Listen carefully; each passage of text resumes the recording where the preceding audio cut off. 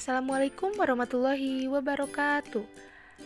Halo anak-anak kelas 5, hari ini kita akan belajar PLH tentang penyebab pencemaran tanah.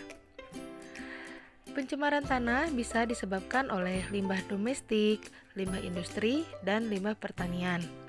Yang pertama kita akan membahas tentang limbah domestik. Pencemaran tanah bisa disebabkan dari limbah domestik karena berasal dari pemukiman penduduk, perdagangan, dan kelembagaan. Contohnya kantor pemerintah dan swasta. Limbah domestik bisa berupa padat atau cair.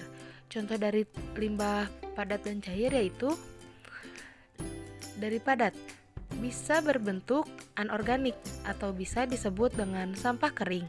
Contohnya kantong plastik, bekas kaleng minum, dan lain-lain. Dan contoh yang cair yaitu bisa berbentuk tinja, deterjen, oli, dan cat.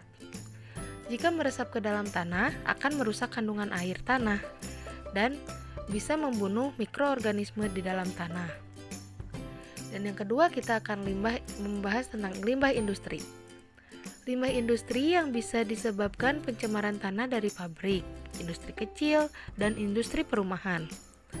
Limbah industri bisa berupa limbah padat dan cair. Contoh dari limbah padat yaitu dari industri adalah hasil buangan industri berupa padatan, lumpur, gula, dan kertas. Contoh dari limbah cair yaitu berupa hasil pengolahan dalam suatu proses produksi. Misalnya sisa-sisa pengolahan industri, pelapisan logam, kimia, dan lain sebagainya. Dan yang terakhir, kita akan membahas tentang limbah pertanian. Limbah pertanian yang bisa menyebabkan pencemaran tanah yaitu yang pertama, sisa-sisa pupuk sintetik untuk menyuburkan tanah atau tanaman, misalnya pupuk urea. Yang kedua, pestisida atau pemberantas hama tanaman, misalnya DDT. Nah, cukup sekian materi hari ini. Terima kasih telah menyimak.